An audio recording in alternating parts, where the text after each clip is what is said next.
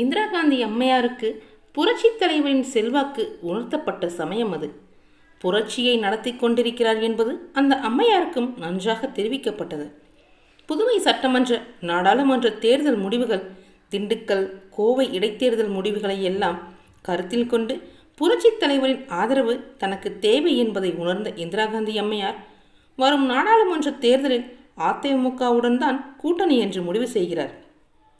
ஏற்கனவே புரட்சித் தலைவரின் வளர்ச்சியை பொறுக்க முடியாதவர்களாய் உரிமை கொண்டிருக்கும் இந்த திமுகவினர் அராஜகங்களை அரங்கேற்றிய வண்ணமே இருந்தனர். ஆட்சியாளர்களின் அடக்குமுறை அளவு கடந்து போய் கொண்டிருந்தது. எம்ஜிஆர் ரசிகர்கள் தாக்கப்பட்டார்கள். எம்ஜிஆர் திரைப்படம் ஓடும் திரையரங்குகள் மிரட்டப்பட்டன. இந்த நிலையில் கோவையில் நடந்த ஒரு கூட்டத்தில் பிரதமர் இந்திரா காந்திக்கு விதவை திருமணம் நடத்தி வைப்போம் என்று பகிரங்கமாக சவால் விட்டு அரசியல் நாகரிகத்தின் எல்லையை தாண்டி பேசுகிறார் திமுகவை சார்ந்த ஏவிபி ஆசைத்தம்பி அவர்கள். ஒரு நாட்டின் பிரதமரையே இந்த அளவுக்கு தரைக்குறைவாக பேசுகின்ற திமுகவினர் தங்களுக்கு எதிரியாய் நின்ற புரட்சித் தலைவரை எப்படியெல்லாம் தாக்கி பேசியிருப்பார்கள் என்று எண்ணி பார்க்க வேண்டும். இந்திரா காந்தி தனக்கு எதிரானவர்களை ஒடுக்க மிசா சட்டத்தை கொண்டு வந்தார். இதனால் திமுகவினர் கடும் பாதிப்புக்குள்ளானவர்கள். அத்துமீறி ஆட்டம் போட்டவர்கள் பலரையும் மிசா கடுமையாக விசாரித்த அந்த காலகட்டம் அவர்களுக்கு மறக்க முடியாத தசாபுத்தியாக இருந்திருக்கும். இந்த எமர்ஜென்சி காலகட்டத்தில் இந்திரா காந்தியின் அடக்குமுறை இந்தியா முழுவதுமே கடும் கண்டனத்துக்கு உள்ளாக்கியது. தமிழகத்தில் கூட்டணியாக செயல்படுவோம் என்ற நிலையில் இருந்தபோதும் கூட புரட்சித் தலைவர் இந்திரா காந்தியின் மகன் சஞ்சய் காந்தியின் கட்டாய குடும்ப கட்டுப்பாடு உட்பட அரசின் ஏனைய மக்கள் விரோத செயல்களுக்கும் கண்டனம் தெரிவிக்காமல் இருந்ததில்லை. 1977 நாடாளுமன்ற தேர்தல் நெருங்கியது. புரட்சித் தலைவர் என்னும் புயல் தமிழகமெங்கும் மையம் கொண்டு சுற்றி சுழன்றடித்துக் கொண்டிருந்த காலம். காட்டாட்சியை முடிவுக்கு கொண்டு வர மத்தியில் நாம் அதிகாரம் பெற வாக்களியுங்கள் என்று பிரச்சாரம் செய்தார். இந்த காலகட்டத்தில் இந்த தேர்தல் அதிமுக 20 இடங்களிலும் இந்திரா காங்கிரஸ் 16 இடங்களிலுமாக கூட்டணி வைத்து போட்டியிட்டனர். இந்திரா காந்தி அவர்களுக்கு எதிராக ஒன்று சேர்ந்த எதிர்க்கட்சிகள் அப்போது ஜனதா கட்சியை துவக்கியிருந்தன. அந்த கூட்டணியை ஆதரித்தது திமுக. மதுரை ரேஸ்கோர்ஸ் மைதானத்தில் பிரம்மாண்ட பொதுக்கூட்டம் நடக்கிறது. இந்திரா காந்தி அம்மையார் அவர்கள் கலந்து கொண்டு பிரச்சாரம் செய்கிறார். வழக்கமாக பேச்சாளர்கள் தலைவர்கள் பேசிய பின்பு இறுதியாகத்தான் இந்திரா காந்தி அம்மையார் பேசுவார். ஆனால் மாநில தலைவரான எம்ஜிஆர் பேசிவிட்டால் அடுத்து அவரது பேச்சை கேட்க ஆள் இருக்காது என்பது அவருக்கு சொல்லப்படுகிறது. எனவே எம்ஜிஆர் இறுதியாக பேசட்டும் என்று அதற்கு முன்னதாக இந்திரா காந்தி அவர்கள் பேச்சை துவங்கினார். பேசும்போது யுவர் லீடர் எம்ஜிஆர் என்று சொன்னதுதான் தாமதம். கரவொலியில் மதுரையே குலுங்கியது. இதில் என்ன விசேஷம் என்றால், இந்திய நாட்டின் பிரதமர் ஒருவர் தன் பேச்சில் யுவர் லீடர் என்று முதல்வராக இல்லாத ஒருவரை, கட்சி துவங்கி சில ஆண்டுகளே ஆன ஒருவரை குறிப்பிடுகிறார் என்றால் அது அவ்வளவு சாமானியப்பட்டதல்ல.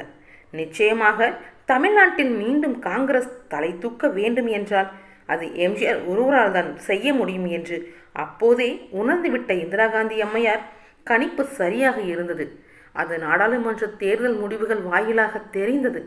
புரட்சித் தலைவர் தனிப்பெரும் வெற்றியை அந்த தேர்தலில் ஈட்டினார். அதிமுக போட்டியிட்ட 2 தொகுதிகளிலும் காங்கிரஸ் போட்டியிட்ட 2 தொகுதிகளிலும் மட்டும்தான் எதிர்க்கட்சிகள் வென்றன. 18 இடங்களில் அதிமுக அமோக வெற்றியை ஈட்டியது. அப்போதுதான் இந்தியாவே புரட்சித் தலைவரை நோக்கி பார்வையை திருப்பியது.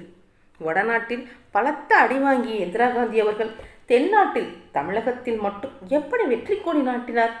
அந்த வெற்றிக்கு யார் காரணம் என வடநாடே வாய்ப்பிழந்து ஆச்சரியப்பட்டது. அந்த ஆச்சரியத்துக்கு விடையாய் நின்றவர்தான் நமது புரட்சித் தலைவர் எம்ஜிஆர் அவர்கள். 1977 நடந்த பாராளுமன்ற பொதுத் தேர்தல் ஒரு வித்தியாசமான மனநிலையை ஏற்படுத்தியது. வடநாடும் தென்னாடும் இருவேறு எண்ணங்கள் கொண்டிருப்பதை அத்தேர்தல் தான் எடுத்து காட்டியது. இந்திரா காந்திக்கு வடநாட்டில் இரக்கமும் தென்னாட்டில் ஏற்றமும் உண்டானது. குறிப்பாக தமிழ்நாட்டில் இந்திரா காந்தியின் மாபெரும் வெற்றிக்கு புரட்சித் தலைவர் தான் காரணம் என்பதை பத்திரிகைகள் பக்கம் பக்கமாக எழுதி காட்டின. மத்தியில் மொரார்ஜி தலைமையில் ஆட்சி அமைந்தது.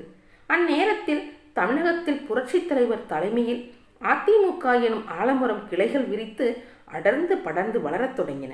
அறிஞர் அண்ணா வளர்த்தெடுத்த ஒரு அழகு தேரின் அச்சாணிகளில் ஒருவராக விளங்கிய மக்கள் திலகத்தை கட்சியை விட்டு நீக்கியதன் மூலம் அத்தேரின் அச்சாணியை நீக்கிய குற்றத்தை செய்த கருணாநிதி அவர்கள் அதற்கான தண்டனையை பெறும் காலகட்டத்தில் வந்து நின்றார்.